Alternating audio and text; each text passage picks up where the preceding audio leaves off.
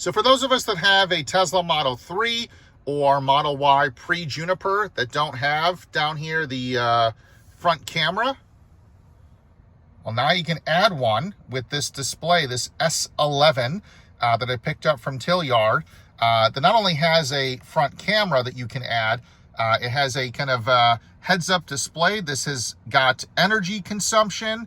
It's got your PSI. You can even have things like CarPlay or Android Auto, all visible directly on this gorgeous 10.88-inch screen. Stay tuned. I'll walk you through step-by-step how to install this, including the front camera, walk through some of the features and settings, including things like blind spot monitoring, if it has or if you're using FSD or autopilot, kind of the nagging, all covered in this video. So stay tuned.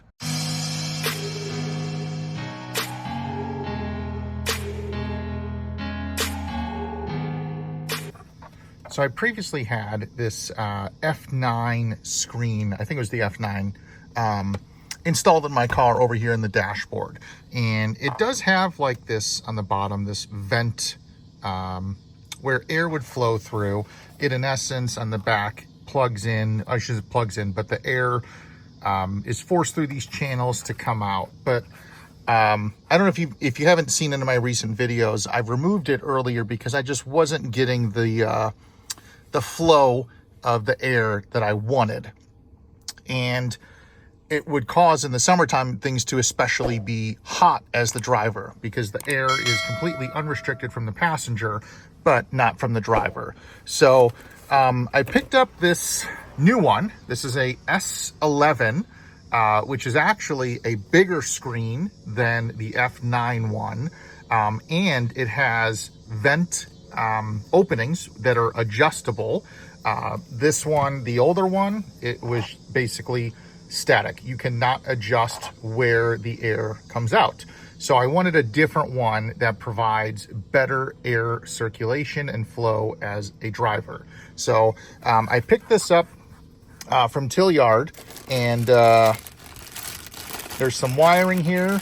Now I did leave the camera for the F9 still in the front, so I'm hoping that I can just leverage the existing camera to plug into this without having to run a new camera. But then it also includes the wiring harness, which this is a pretty simple plug and play process. I'll walk you through step by step how to install this. Everything just plugs in down here on the bottom, and then here's the actual screen. So let me get this unboxed and we can do a size comparison against the old one and look at the vent feature. So here is kind of size wise. You can see the older screen is taller, but the newer screen is wider. This one, I believe it is 8.9 inches, looking on the bottom here. And then the S11, I believe, is over 10 inches. Maybe it's 11 inches, which is why they call it the S11. I'll have to double check that. But you can see one of the biggest differences are these vent kind of adjustments here. So they go left to right. See, moving here with my thumb, and up and down. On the bottom here, 10.88. So I'm assuming that is the dimension of it. So this should hopefully significantly help with adjusting where the air is coming out of, left and right, up and down, to allow much better kind of control as the driver. And it still has the same three. You can kind of see it over there: red, yellow, black, yellow being the camera. I'm believing black is for power and red is for data. And then the same thing here: red, yellow, black. So I'm hoping, and those kind of, I know yellow is for camera. The red and black I may not have correct, but I'm hoping the camera plugs right into this one, and you're able to use the old cameras. The kit also comes with, you should add down in here, moving the boxes around, the same as the other one had, kind of that sticker that you just put on your dashboard so you know where to install it. And then there's also the bracket here that you put on the underside. Now, this is for my 2024 Model Y Performance. There is a version of this is available for Juniper. That offers kind of the same features, but of course it is designed differently. The biggest difference is how the screen mounts to your dashboard. So you can see there's kind of these 4 legs in essence that are sticking out on the bottom of the screen. The old screen has the same kind of process there. The Juniper one mounts differently, where it kind of like clips into the back of the dashboard. Well, I shouldn't say clips, but it kind of rests and securely sits into there. So this video is only going to show you the older Model Y, but the process is in essence going to be the same, where you're going to run some wires in your dashboard, basically from the passenger footwell down here, or I guess if you're on the right-hand side, you know, in Asia or some other countries where you sit on the right side versus the left, I believe it's still all down here. Don't take my word for it. But let me grab some tools, which in essence for me, I'm going to need a pry tool, which they conveniently, the orange thing here is the pry tool that you can use to help remove things. And then for me specifically, when we remove the side of the covers here, I believe it's a T10 screw that holds this dashboard on, because you have to take this off, which is just held on by one screw on this side. And then the same thing over here on the driver's side, another screw, because you are going to use this mounting plate to put underneath the dashboard that is going to mount to the bottom of the screen to allow it to be held into place. So let me grab some tools and we can get started on this. So all I've done to prep is just basically remove the floor mat that's down here.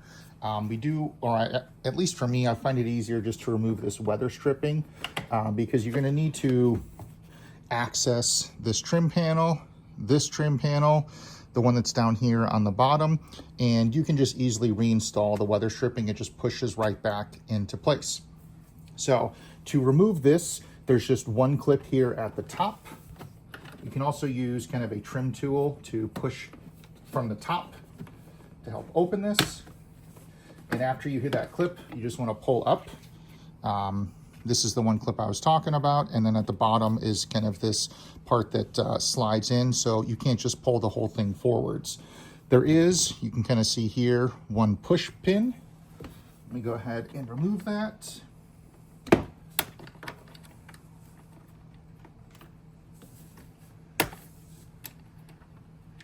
And then this whole thing can just slide right out, which is the whole bottom trim.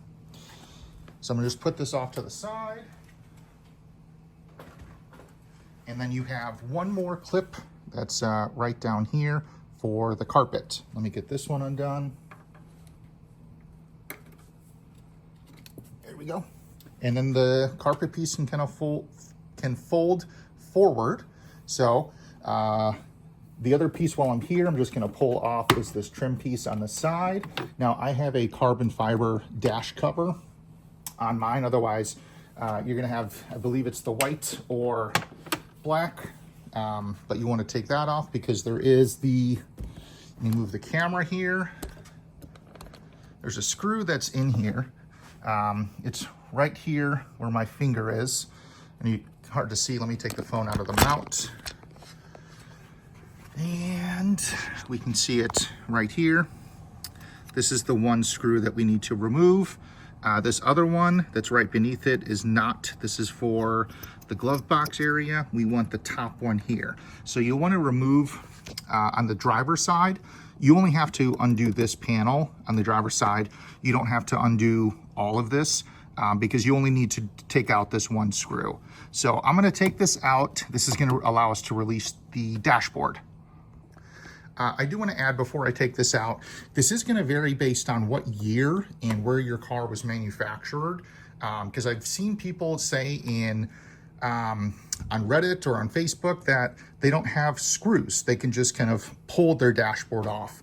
Others had like Phillips screws, not the T10, I think it is, or T15. So it's going to vary model to model. I'm sorry, not model to model. It's going to vary based on year to year and then where your car was manufactured. Maybe it even could be a difference between all-wheel drive, rear wheel, and performance. So I'm just going to undo the two screws. I'm not going to record that. I'll do the same thing on the driver's side. Or I should say, the one screw here, one on the driver's side, and then we can get to installing the new screen. So I've removed the 2 screws. It was actually a T20, and I've loosened the dashboard a little bit so I can make pulling it out easier. You just lift it up on each side, and then you can kind of fully remove it out of the vehicle, because on the bottom down here is where we're going to be mounting that metal bracket to be able to secure the screen onto the car. So now that this is out, let me grab that tape. So I have the dashboard pulled out of the car. It's just sitting on some boxes I have out in my garage. And you can see this is where that sticker would go, which would basically go right here. And it has some arrows. I don't know how well you can see that. There you go on the camera, pointing in essence where in the vent, you can see the holes through here, you should run the wires. So if I just hold this up to here and kind of line it up, I can see it's pointing to the vent right in front of my finger here, and then the 2 of them next to it. So I have the screen right here, and then you can just take the wires and be able to run them through. It does not matter the order, you know, red, yellow, or black, because you're just going to wire them up in the back. And the screen will sit down into those grooves. I can push the wires through. There they go. The stickers were holding it up there. And sit right into place. And then on the bottom side, you can kind of see here, when it's pushed through, it does fit pretty nicely. On the bottom side is where the screen pulls through, where you're going to put the metal plate. So I have that one here. And I would put these, like, I wouldn't call them prongs, but the metal part of that is what is going to be facing towards the dash. So I'm going to run the wires here through the middle of that bracket. And then the holes here, there's 4 of them, 1, 2, 3, 4. You're going to use the 4 screws that come included in the kit. Mine actually had 5, an extra one. So I'm just going to screw this down. You don't have to watch me do that, but then that way this is going to secure the screen to the dash.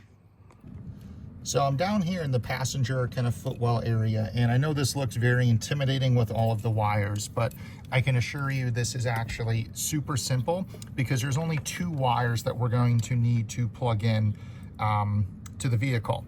So the first one here is this bigger one, which is for kind of this OBD port that's down here. Now, I have a number of other accessories already plugged in, which is why this looks so busy, like the HDMI interface, auto-presenting door handles. I have a sexy knob and the commander that's plugged in down here. So that's why it looks like there's a lot of busy work, but this will not be too hard. So there's these larger cable here, which is for the OBD port. And then there's also this smaller cable, this one, which is going to plug into the power right here. So these you can, in essence, daisy chain, where I'm just going to unplug what's here, plug in the new cable, and then the cables are going to connect to, there's a long part of the cable here, and at the end of that cable is this connector, which is going to plug into this one right here in the kit, which basically has the red and black connectors. And then from when I had my other screen, I have somewhere down in here, I just had it pulled out. Here it is, the existing camera connection that I'm going to try to leverage, because I believe it should work. So the first one that we're going to plug in down here is the power cable. So I'm just going to unplug, it's this connector right here. Unplug that. You can just plug it right into the kind of splitter, daisy chain it, and then take the other end, and that plugs right into here. There we go. And then the larger cable is going to plug into the OBD port. Now I have a number of accessories already plugged in, so I'm just going to unplug what's here. Plug one end into, wrong side, this side, and then the other end is going to plug right into the port here. Move some of these wires out of the way so it can fit. Maybe that wire will move. There we go. So those just plug in right there. And then the other part of the cable has another connection, which I believe is for Intel vehicles. I think this is Intel, this other one here. Or this might be the same wiring harness for like Model 3 Highland or even Juniper. But for me, we don't have to plug these in. It's not applicable. So the other end of the cable, or I do want to also say, there are a number of fuses built into this to help offer protection in the event it is needed, which is great to see. So the other end of the cable, I'm in essence going to unwind and take the connection off. There we go. So I'm going to take this, just moving the camera around, the longer end, run it up to over here, and then come behind this connection over here so it can come up onto the dashboard and then go straight across. So let me get this kind of put through. I'm going to clean up some of my wiring. You can see there is a ton down there, and then we'll resume getting ready to put the dashboard back in and plug in all of the wires. So I haven't installed the dash yet. Like, it's still, you can see, not fully, seated and bolted down and stuff. But I plugged in the wires to the screen. Again, it's just those simple connections, and it's plug and play. But I wanted to make sure the camera for my old screen works on here, which is why I kind of have the front open. I was pulling the wire back or putting it back through. So, oh, car's waving at me. I don't know what that was about. The hood was waving at me. So I'm going to just slide down from the screen here. There we go. To access things like the settings. So I know you can do this with the scroll wheel, I believe, too. You can adjust brightness and volume. This does have a speaker in it. And you can see some symbols here like CarPlay, Android Auto is also in this, as well as Wowbee Car. So I'm going to go to the settings. I'm going to go to, let's see, General just has, the camera can focus here, some basic settings, temperatures, hours, things like that. Model, you can change what model this is for. I'm just going to set this while I'm here, Model Y. I'm going to choose blue. I drive on the left side. Display. Okay, front cam. I'm going to turn this on. That way when I click on the steering wheel here, this should be able to turn it on.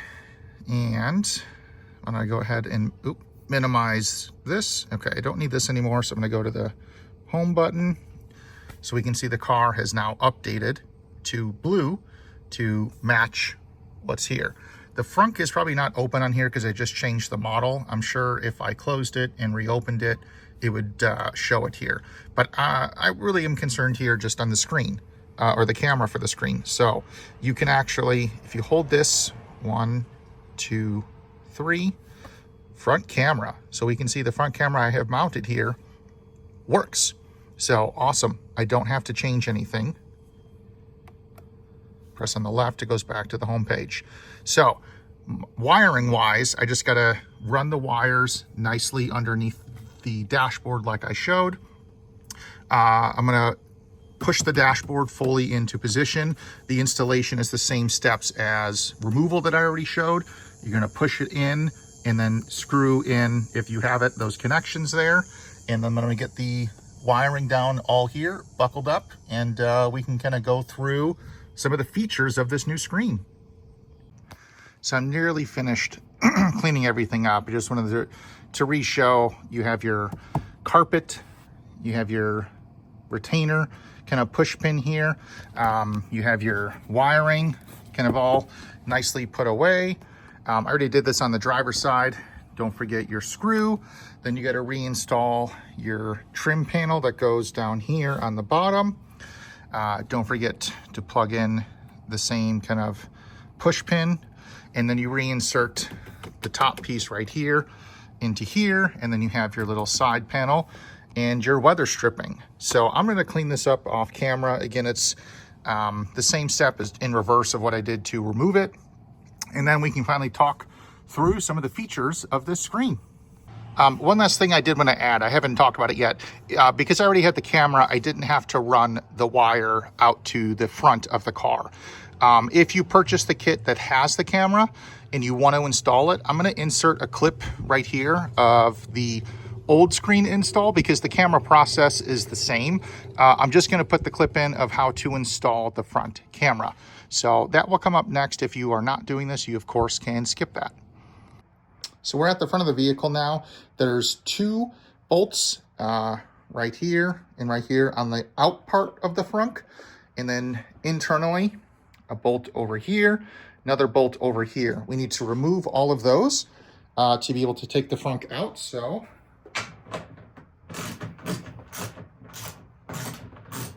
you can use a ratchet if you don't have a power tool. I'm going to switch over and just use a power tool to basically quickly undo these. So let me do that really quick and I'll be right back. All of the bolts are removed. So before we take the frunk out, we do need to remove the scowl that's kind of up here. I also just want to do a quick shout out for this frunk LED light strip. Is awesome to provide light at night. I'll put a link to the video kind of up here in the corner and down in the description. Very, very awesome to see things at night. To lift this up, super simple. Just grab kind of on both sides here and just pop up. We'll do the same thing on the other side over here. Let me walk over.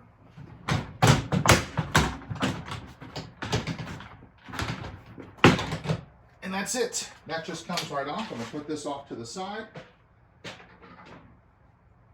Now, before you take the frunk out, over here would be another clip that you need to undo. I had service on my vehicle. They actually replaced my bumper because it had been scratched and there was paint peeling. For some apparent reason, there must have been, you know, Tesla and paint quality, not great, but they replaced it under warranty. But it doesn't look like they put back the clip that goes here. So I'll have to pick one up on Amazon so that way I can make sure everything is secured. But you just are basically going to lift this out of place. It comes right out. The first thing before you pull this out though is you need to undo. There is a, move the camera here, emergency release latch that you need to open. It's a little hard with one hand holding the camera here. Let me grab that really quick.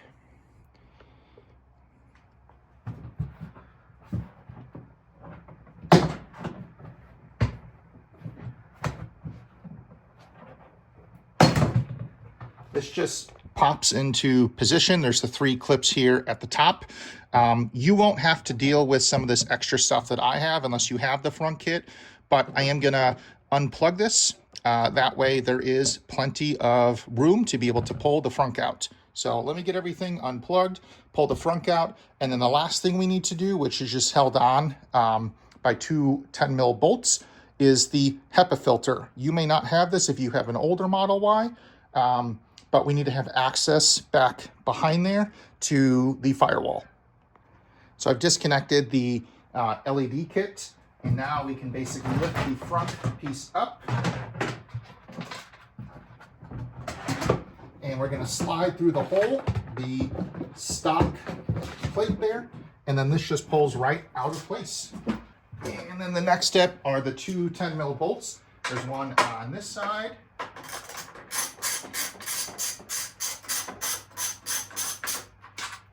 Comes right out. Let me get the other one.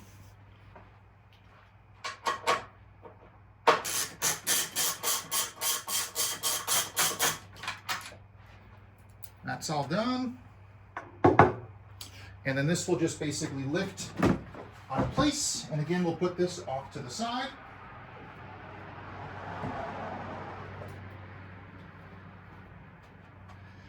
And then let me get my light here to show you what we need to access.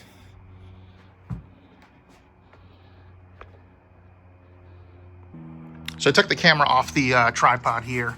Underneath here is this blue grommet, which is where I have the yellow wire. coming out of it for the ECU for the auto presenting door handles. Basically gonna pop that off and then push through from the driver's side the purple wire, which is for the camera. So let me peel this off here. Trying to get away for you to be able to see, but I don't know if you can. There we go. That just comes right off.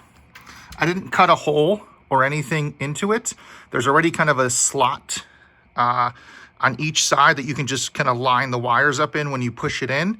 But that way it's an easy way to run the wires. So let me go back into the driver's side and get the wire. Gonna show you where that pushes through. So to run the wire, there's actually a couple of push pins. You can see one right over there. There's one over there, another one over here. And then I think there's a fourth one. Yeah, right over here. You want to remove those so you can pull this panel down because you need to get access to the carpet to be able to pull it. And this is kind of in the way. So let me pull those push pins out. Again, just stick in your plastic pry tool to pull those out. Very simple. So I just have this orange fishing wire. I've used this in a number of videos, pushing through down into that hole.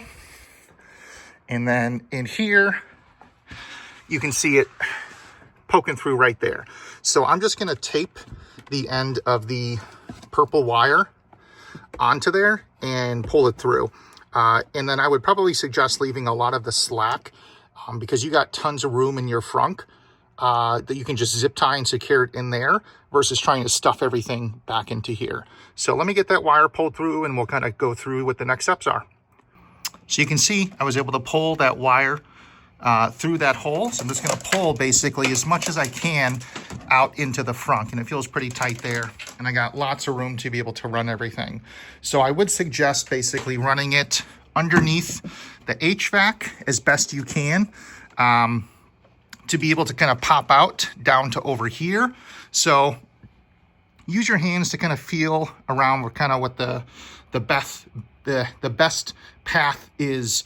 Getting ready for that Mike Tyson fight tonight, so talking like like that. So let me finish kind of running the wire, and we're basically going to run it down to over here because the camera is going to mount down to up here, and we'll be able to push through. There's a little vent down here that you can push through with the other side of the camera.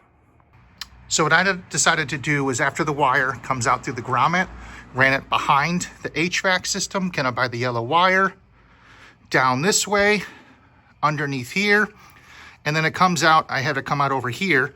Then we got to get it to the front of the car. Now, there is this kind of shroud right here over the radiator, but hopefully you can see there's, let me try to move it. Here we go. On this side, at the edge of it, down where my fingers are, right here, is like a rubber piece. And you can lift this up, shove, and you can see kind of the white part of the wire right where my finger is.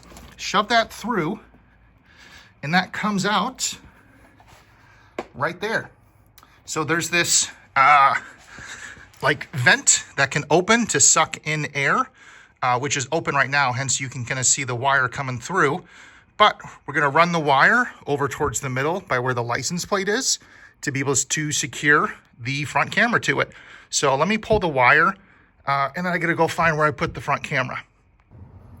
So let's talk about some of the features and capabilities that this S11 screen has and some of the benefits that it can offer you that are not necessarily gonna be visible on the main Tesla screen. So on the bottom left, you can see the battery percentage, but also the miles. Whereas when you're looking at the Tesla vehicle, you can only see one or the other. You can't see both. So all of those are, or both of those are visible directly on the screen. On the right-hand side here, you can see kind of the tire pressure PSI. Now, you do see the dots on the bottom right here. Using the scroll wheel that's right here on the right side, you can actually change what shows up here. So you have your post-startup distances, like basically how far I've driven and everything. You have a energy chart to show consumption. Now this is real-time consumption. This is not like what you would see in your vehicle reporting. Your settings, CarPlay, Android Auto, and Miracast and AirPlay. So you can actually set up your phone as a hotspot, connect it to this S11 screen, and AirPlay whatever content is on your phone directly to this screen. So now say that you're in the settings menu here, and I want to go into here because maybe I want to change the color of the car. I'm just gonna, on the right scroll wheel, tap to the right, and it's gonna enter the settings menu. So here, as an example, is kind of the connections, scrolling down, general, my model, display, software. So say I want to change actually the models. So I'm going to go to the right here, and then we have the various models you can choose. You see the text in the top is model is blue. Scrolling down changes it to car color and drive mode. So let's say I want to make my car color white instead of blue. So I'm in the middle selection, tap on the right. You can see it's changing the various colors here. So if I go to white, and then I just click left on the scroll wheel, it's gonna kind of go back. Now you see there's no text selected here. Go back again. Car setting is updated instantaneously. So you can actually navigate and do everything without ever using the touchscreen. You can just go back and forth between things. If I wanted to change what display kind of UI is here, if I go down to display, tap to the right, you can see there are 3 different UIs, UI1, UI2, UI3. So if I go to UI2, and I'm gonna leave my display mode on dark, now it changes the interface for what I see here. The energy consumption is on the left, but now on the right side is where those settings still are. So this way, if you wanted to view your kind of real-time energy consumption, all visible here, along with your speedometer right in the middle. If I want to go to, say, the last display option, speed is on the left-hand side. Settings and everything here is on the right.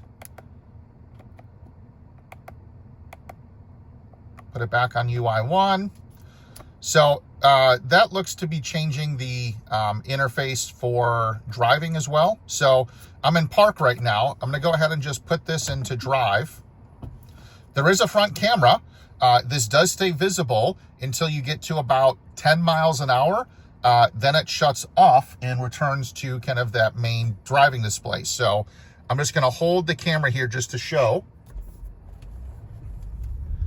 So I can see here 6, 7, 8, 9, 10. And then the screen changed. I'm just gonna go back to a parking spot here really quick.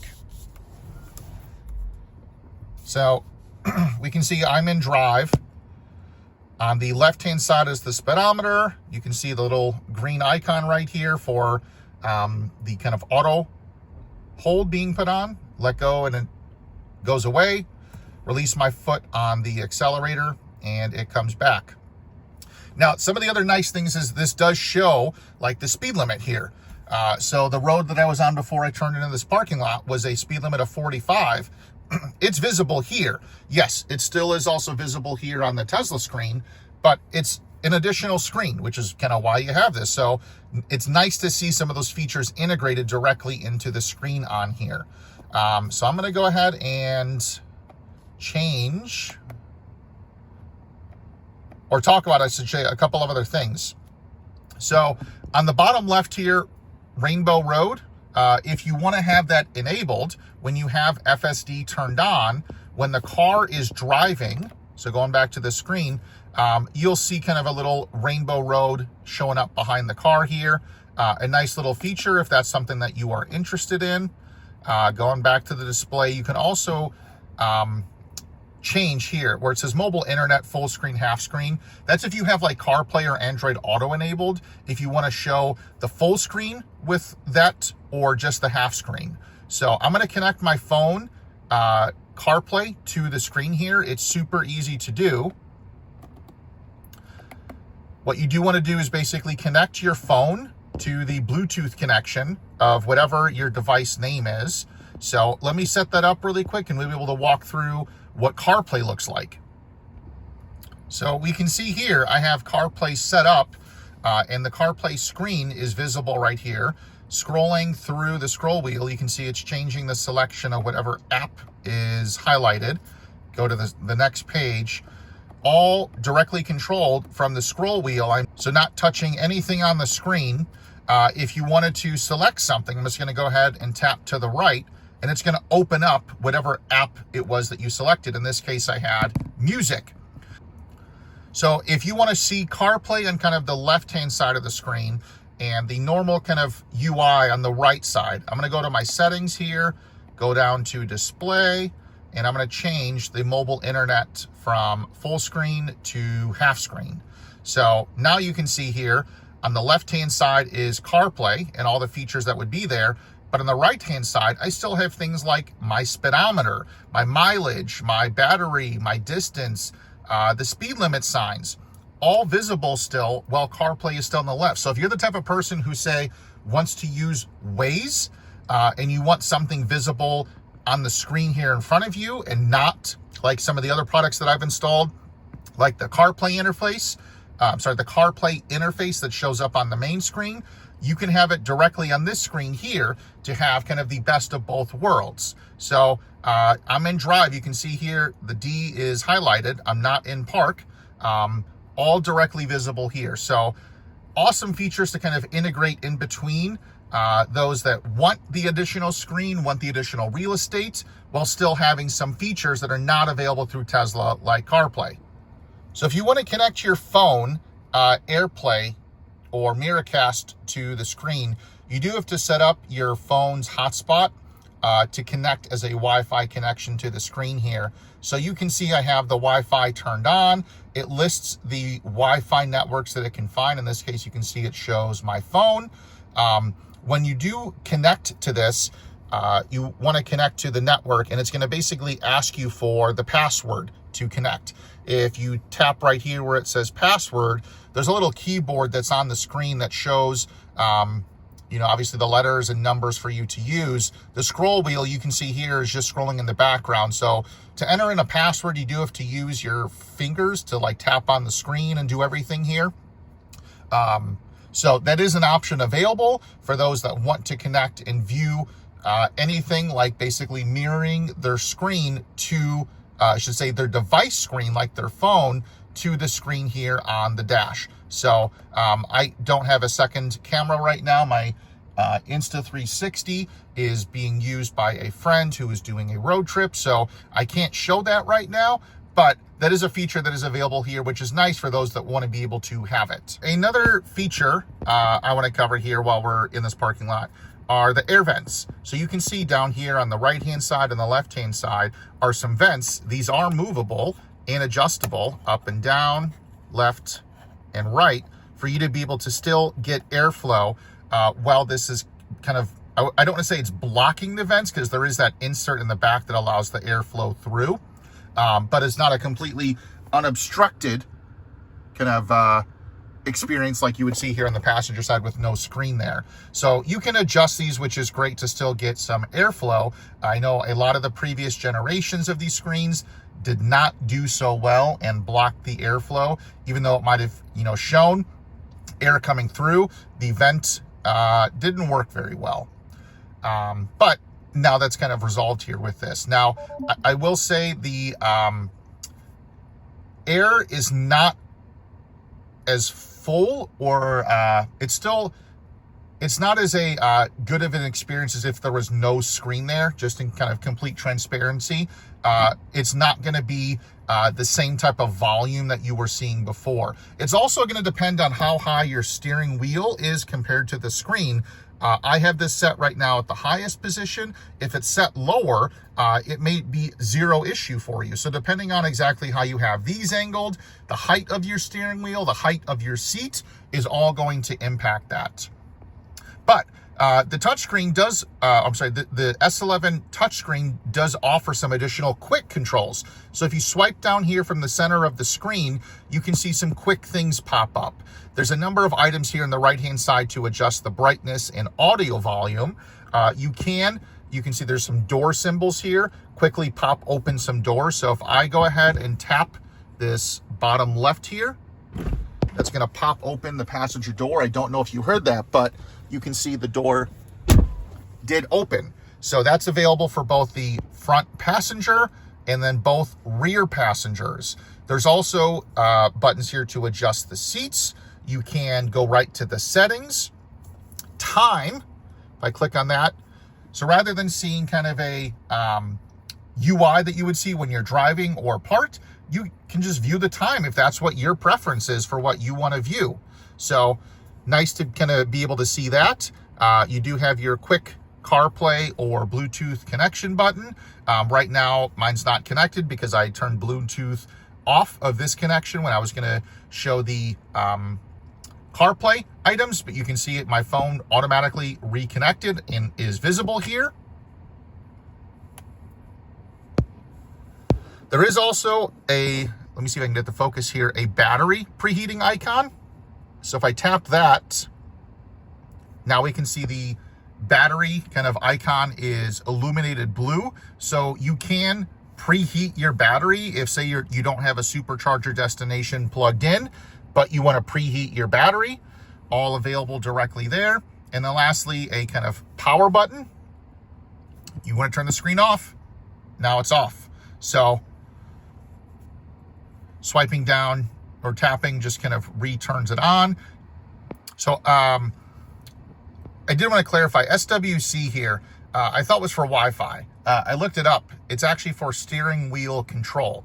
So if you do not want the steering wheel control to do anything with the touchscreen here, or with the S11, if I turn this off, and I'm going to just go ahead and swipe down or go back up here, on the steering wheel, zero control now. You can see it's not changing anything on here.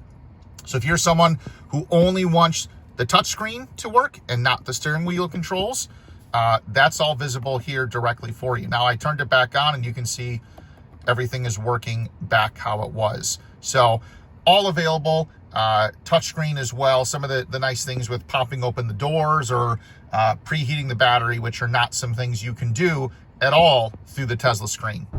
So I did want to show what some of the screens look like when you're driving, at least the UI. You can see here, this is UI 3. Now, I'm on a single lane road, but you can see the UI shows 3 lanes. This view I personally like because if there's a car, if you're on like a 2 lane road where you have a lane next to you, and if there's a car in the blind spot or, kind of next to you, it will show up in the UI.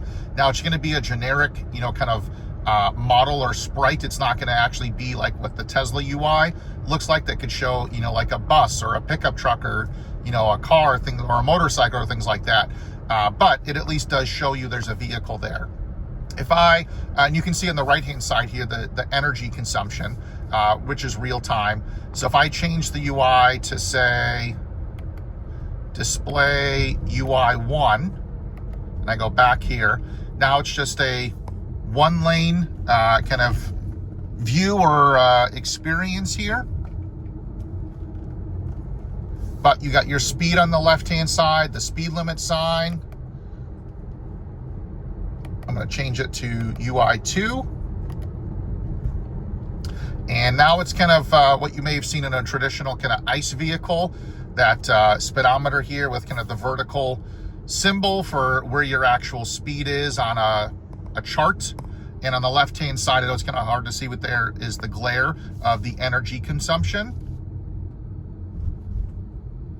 So I'm going to go back to UI 3 here because I'm about to get on a busier road and be able to show what the cars look like when they're in multiple lanes. So let me merge onto this road and I'll come back when there's a car next to me. So I'm coming up, you can see there's a line of cars here. I'm just going to keep this focused on the screen. So you can see a car there on the right-hand side, that yellow symbol that lit up. There's another vehicle about to be on my right, the same thing.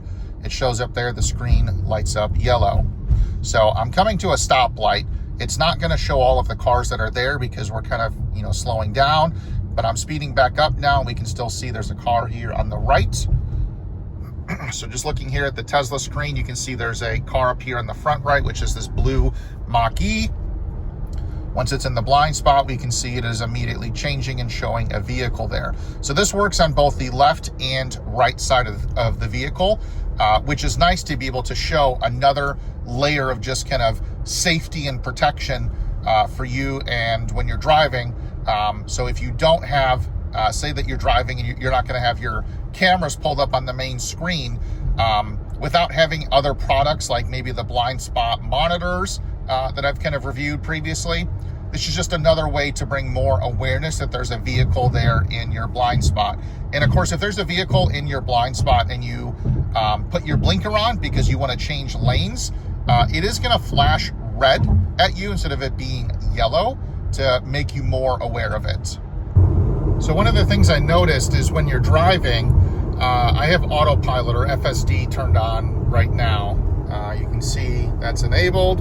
You can see it has kind of that blue steering wheel, but the right scroll wheel that you would normally use to adjust things on the screen to like look at other settings here on the right side doesn't do anything when you have this mode enabled. It is changing, like my max speed, I can see here, it's adjusting that, but I don't know if it's a expected process that when you have FSD enabled, that you in essence cannot do anything on the right side of the screen. Like if I wanted to change this to look at my energy consumption, or I needed to go to Apple CarPlay or anything like that, you can't really do it while the vehicle has FSD enabled. So another one of the features that this screen offers, just like the Tesla vehicle for driver attentiveness, if I enable like auto steer, I don't have FSD right now, the screen will pop up with kind of a red flashing hand symbol to warn you when autopilot basically needs you to, when it's nagging you to do something on the steering wheel or to, use the scroll wheel. So I enabled it. The vehicle is driving right now. You can see there's also a blue steering wheel icon that's highlighted here to show that the car is using auto steer or FSD when it is enabled. So I'm just waiting for it to pop up to basically nag me to do something. So give me just a minute here while the car wants to do that. So now you can see here it has the red steering wheel icon to basically pay attention. So I'm going to just use a scroll wheel here to get rid of that message. But a nice additional warning feature, I should say, when you're using the vehicle to make sure that you are paying attention, or an additional spot to warn you. So I just want to show the front camera here. I'm pulling into my garage. You can see the front camera is showing my motorcycle here. You can hear the car beeping because it's recognizing things, but this way I can pull right up to where I want my distance at, and I know I'm not going to make contact with whatever is in the front of your vehicle. In this case, I have my motorcycle.